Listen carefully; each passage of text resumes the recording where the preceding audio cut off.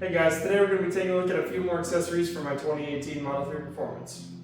This company called Yeslak sent me out a couple of their products to check out. So I've got 3 products here. I've got their jack pad kit, their mud flap kit, and a replacement carbon fiber spoiler. I appreciate Yeslak for sending me out these products. They have no influence on my opinions or anything, so be sure to watch the installation and my review of it and decide if you want to purchase anything from it. And be sure to use the chapters below in the timeline to skip to any part that you want. If you want to just see the spoiler, you can skip to that part, or if you want to see the mud flaps, you can skip to that part as well. So it'll be all organized down there. So we can get started with the install of the mud flaps. So some people may be confused why you need mud flaps on something that's not like a truck, it's a really low vehicle, but essentially to protect the paint. You might have a little bit of air impact, but whenever you have a spinning tire like that, the aerodynamics, especially around the spinning flat surface, are not good, so it's not going to affect it that much. But you've got these sills right here, and obviously rocks are still going to come up from the bottom, but one of the worst impacts is the tire will throw up salt, rocks, debris, and it will essentially destroy your paint on these sills. And some of Tesla's paint is known to be kind of thin, as they've changed their free paint color over the years, and this is an earlier Model 3, so this black paint is pretty thin, and it's a little hard to see on camera, but these panels are getting a little light. There's a lot of permanent marks on it, especially near the ends, near the tires. So adding these will definitely help, and just make it easier to wash so it doesn't get as much crud just stuck to the paint. So we can start with the install of the front mud flap. Obviously I'm just going to do one side, and then you can repeat the process on the other side, but it should have a label on here. So there's front left, that's this one, and you're essentially going to have one little tab up here and 2 pins to put in. And in terms of tools, you're going to want something to pry the old pins out, so I just use this flathead, and you may need a needle nose if it's really stuck to grab it and yank it out. And then of course they include this bag of new replacement pins, so it's kind of nice to just replace the old ones.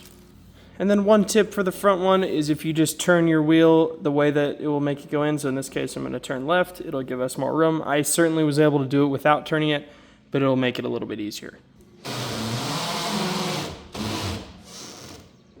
So that will give us better access to these pins here.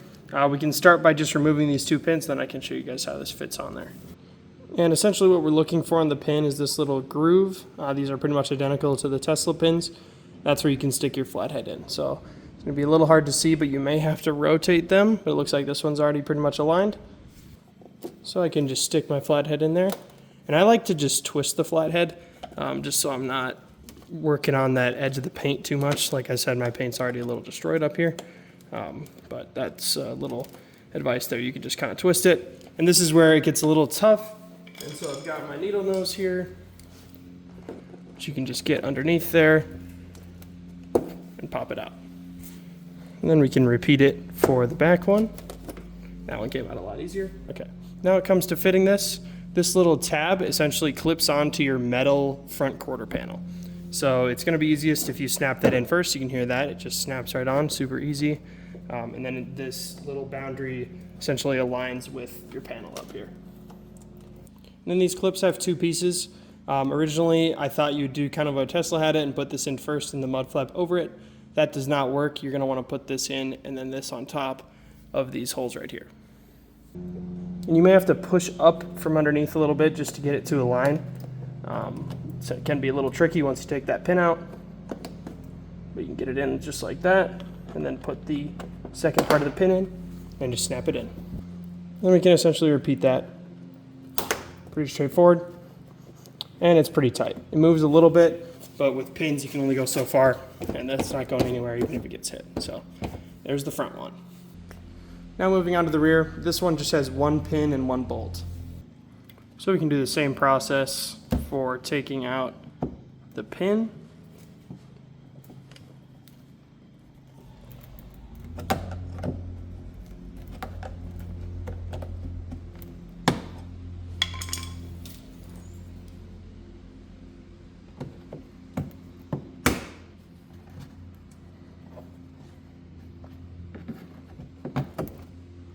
There's the pin.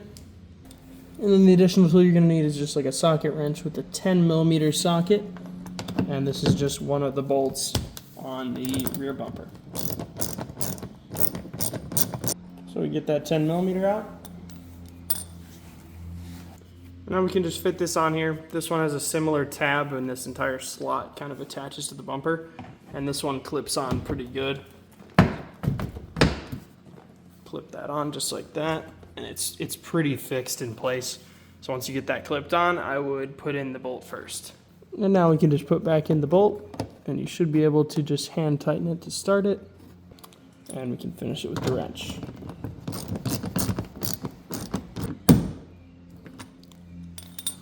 All right, now that we have the bolt in, we can just put this into the one hole right there. The first piece in, second piece in. This one is extremely solid because of that bolt, and it's got a bigger bumper to bang into, so this thing, you could like hang from this. And we got it installed. Next product we're going to check out is their jack pad kit. This is a really simple one. You can kind of get these anywhere, but if you're going to buy from them, it's kind of worth it to get it, so you got a pretty good price. Essentially just comes with 4 of the jack pads in this little carrying case.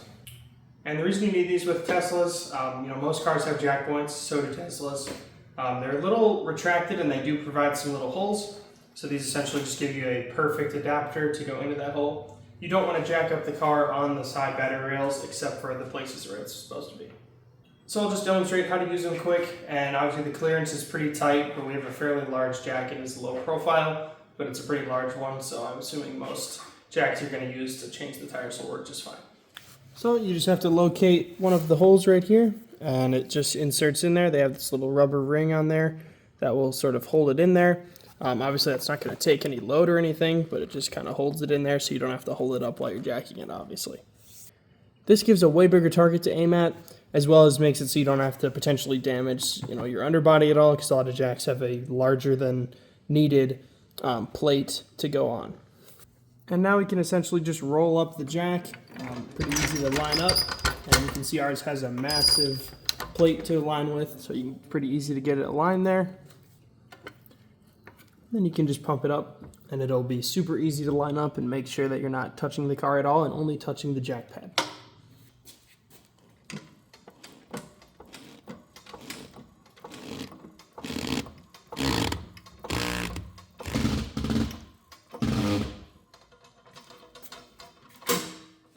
And just like that, our wheel's off the ground and we're ready to do whatever we need to do. And it will stay in the car after you take the jack down, so we can just move it out of the way. And pretty easy to pop right out. So the next product we're going to be taking a look at is their spoiler. I got the OEM style one in gloss carbon fiber. They also have one that has some extra strength. It's a little bigger, and then you can choose from matte or gloss. So it was shipped very well. This is not all it was shipped in. There was additional bubble wrap around it in this big box. And it's got the pre-installed tape on it. And it is, of course, real carbon fiber, so it's extremely light. So as you can see, it's a common issue with these cars. The OEM spoilers, they tend to delaminate. You can see on the edge here, we're getting some cracking. It's starting to get down to the bare carbon fiber, and it's just kind of looking bad. And this is a really common issue. They start to remove on the edge here. This is pretty hard to solve. We're gonna try it with a few techniques here, but that's just something that happens, and the delamination is a big one. There are some things you can do to prevent that, but we're just gonna go ahead and replace it and demonstrate the product. You can also obviously install it on a car that doesn't have one yet, but in my case, I just wanna replace my existing one. And then in terms of tools for this installation, we're gonna be using some cleaning products to get the old adhesive off. That's going to take a while to get this all cleaned up and ready to install. But I've just got some 70% alcohol and this product called Goo Gone. You can also use other adhesive removers. This is just a common household one and it works super well. And this is just to clean off, some of the dirt and stuff. And some towels for that. And then we're going to want a tape measure and some masking tape to kind of mark it off so we can get it right in the middle. And I also have some 3M 2080 scrap, or if you just have some. This is going to help us try and clamp it down for a long cure to try to prevent the delamination on the edges. And some other things I'm going to be using to remove it. I'm going to be using this hairdryer. You can use a heat gun. I don't have a heat gun, so this will have to work. And then I'm going to try out some dental floss here. You tend to have this just snap repeatedly. There's just a lot of adhesive under here, and it's not really meant to take that kind of force. If you have some high tensile strength fishing line, that can work as well. But we're going to give this a try. If not, we're just going to have to take it slow with the hairdryer. And there are many other videos on YouTube on how to remove these types of spoilers. I know Test Bros has a really great video on some different techniques. So I'm just going to kind of document my experience. I'm not going to go through it step by step just because I haven't really done this exact thing before. I'm going to be kind of learning as well, but I will definitely record what I run into and how it went for me. So I'll just kind of record a time lapse here.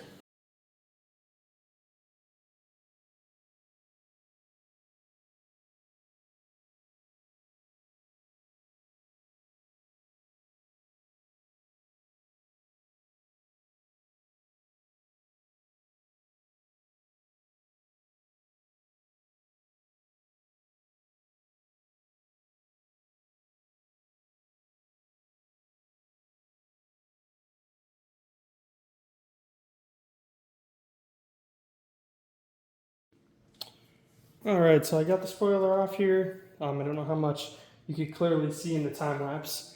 The floss did work all right. Obviously, you saw it broke a lot. I went through the rest of that tiny little roll.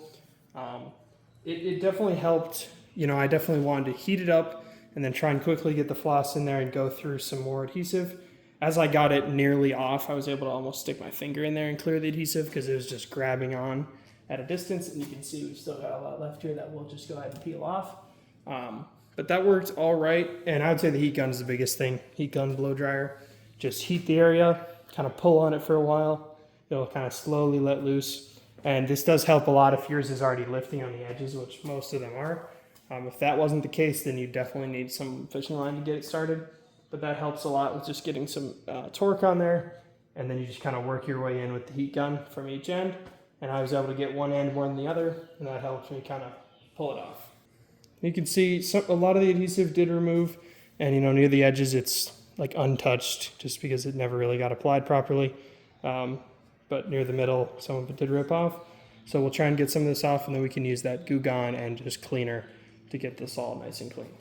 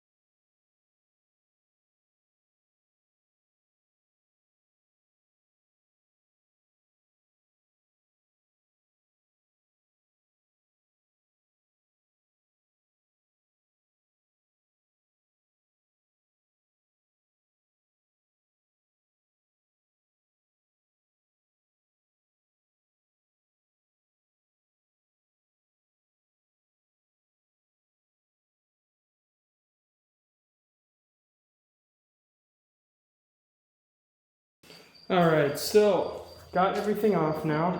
There's a little bit of a process, as you saw. The Goo Gone definitely helps. With the thick stuff, I almost felt that the alcohol worked a little better. Trying to rub it in with a paper towel and alcohol. But to get this really fine residue that's left, I picked off the originals with my nails and a little bit of alcohol with paper towels, but that residue that's left is extremely hard to get off because when you push it, it just kind of moves on the paint. So if you do have a pressure washer, that's giving you the best option. It worked really well. What I did is added some Goo Gone. The way the Goo Gone is supposed to work is you're supposed to add it onto the sticky and let it sit for a couple minutes and then wipe it off. So I'm essentially using the pressure washer as the wipe, and that's why that kind of helps with it. We're pretty good. There's still few lines here and there, but it needs to be as good as you can get it within reason. The rest of my paint isn't extremely good condition, so this will be good enough. But, you know, the whole goal is getting this to a state where it is as dry as you can get it and as clean as you can get it. So, obviously, I just essentially washed the back of the car. So, I don't want any water seeping into it. So, I'm going to clean everything above it, try to make sure we're dry. Use another towel here. You want to be as dry and clean as possible to put this on to make sure the adhesive stays. So, the next step is going to be masking it off to align it. I think what I'm going to try to do is put down some masking tape over the logo and use the logo to essentially center it. This is going to require us to measure on the spoiler and mark the center of the spoiler as well. So I've got the center of the logo marked off here, just right down the middle. Now I'm going to try and get the overall width of the spoiler and add a corresponding piece of tape on the spoiler up here. Alright, so I went ahead and measured it. I got the total, and essentially what you can do is just hold up a ruler from end to end, and that will make sure that it's parallel to the actual beam. And I got around 61.75 for the distance halfway. So I've got that lined up, and I can just do a test fit here. See if it looks about right. So then we're just going to want to eyeball and try and line these up. This is where it doesn't have to be exactly perfect. You know, it's not going to make that big of a difference, but you can kind of do a check and just visually look and see, does it look like it's roughly where it's supposed to be on each end. That looks pretty good. And if you want to check, you know, from a distance, you could tape it on. I don't know if that will hold it. Should hold it enough for me to look. And that looks about right.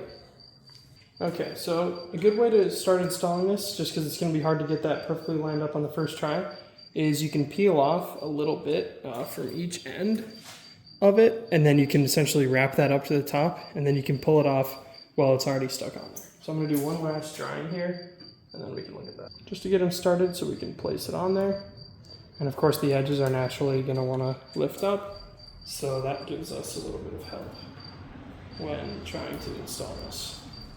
Because those won't stick right away. Because now, when I place this, I have the ability to move it as we still tape to set up just like that. So now we're placed on here. We can press a little bit on the edges to make sure that we're good. And then essentially what we can do is start to pull this away.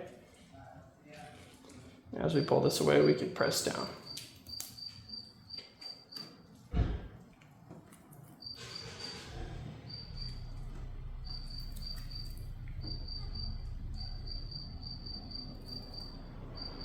And try to make sure this doesn't snap. Don't press too hard. We can do that in a second. We just want to make sure it doesn't move or get any extra moisture or anything underneath. So if this snaps, then you're either going to have to leave it off or you're going to have to take it off again to get the rest out.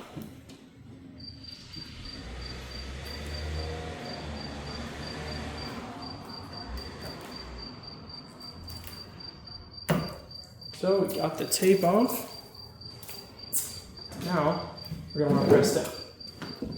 So this is where you can essentially do push-ups on the car. Try and do it with parallel force. But just lean into it, try to get it to really set up. So this is where I have this 2080 3M film that I'm going to try and use. You can use masking tape. Essentially what you want to do is we want to secure it on here with a little bit of force. And this essentially attaches to paint. It doesn't damage it at all. You can wrap it around and really stretch the film around to apply some force, or you can try to use some tape. So I'm going to try to apply this to just some scrap pieces, so I thought I'd use it on this. And I'm going to obviously have an emphasis on the edge here. I want to get this as tight as possible. So now that's applying a little bit of pressure for me, and that should help us stay. Now, of course, the edges are the most important in this step. I have a couple more pieces of scrap. They're not the right shape at all. I might just do one right in the center, but as long as these are evenly spaced, the edge. And you can essentially repeat that process with masking tape. It just might be a little harder to get it to stretch without ripping it. So now that we have this applied, I'm just going to wait a few hours for this to just cure as much as possible. Now to remove it, and then I'm going to try and do a test for you guys. I'm just going to run the car with the accessories I just put on for some time, and then I'll come back once I've done that time and give my thoughts on the product. Alright, so it's been about a week with the spoiler and the mud flaps on, so I'm going to kind of give my final thoughts on the products. So I'll just start with the mud flaps. I think they give a pretty cool look to the car. You know, it's kind of like a look that kind of makes you think they actually use the car. It does obviously help with the protection and kind of just is respectful to not throw things up, and can help if you're driving on dirt roads and stuff like that. They do, you know, if you're really hammering on the suspension, they can drop pretty low to the ground. It might scrape a little bit, but they're pretty tight on there. So they just kind of flap, and that's what they're meant to do. But I think it gives kind of a cool look and differentiates a little bit. And they're pretty affordable, so it's kind of a good accessory to get if you're already purchasing something on the website. Same thing goes for the jack points. I'm just going to be honest, you can pretty much get those anywhere, but if you're going to get them and you've already on the website with the discount code, might as well. And then sort of the main event of the video is the spoiler. I wish I could give a longer review of it. I might make a community post later on if it does fail in any way, but I like their design and how it kind of prevents the normal issues that happen. So the way that they did it, that's unlike the OEM version, is they don't actually put adhesive all the way to the edge. So just when you put it on to start with, it's not like it's lifting like the Tesla one where it kind of has adhesive, so it's meant to be there, but then it kind of flaps around. The edge of this doesn't even really move because they didn't even put adhesive there. It ends before that. And I think that's a pretty good design. It kind of prevents the issue from ever happening. The bigger issue that I can't test for longer use is going to be sun damage, and I obviously park outside at work, so if something does happen, I'll make a community post later on that I do the whole summer, but I want to get this video out now. But at least for falling off, it's perfect. And I love the look. You know, you can pick matte or gloss. I think gloss carbon looks the best on the outside of cars, unless you're going like full exposed, then maybe matte sometimes. But generally I like gloss, and I think this thing looks awesome. It looks just like OEM in terms of the style, but it is gloss, so it differentiates it a little bit, so I really like that. So if you guys want to pick up any of the products I featured or any other products on their website, you can click the link in my description. You can use code GAV321 to get 20% off your order. I do get a small kickback if you purchase something. It doesn't cost you anymore, and it's of course up to you if you want to. So I thank them for sending these products out. Of course, I wasn't paid for this review, and they had no influence on my opinion at all. But you can feel free to purchase if you like them. They have some other fun products I'd like to review in the future, but this was kind of a good starting package. So the car's really coming together here. So thank you guys so much for watching this video. I'll see you guys in the next one. Bye.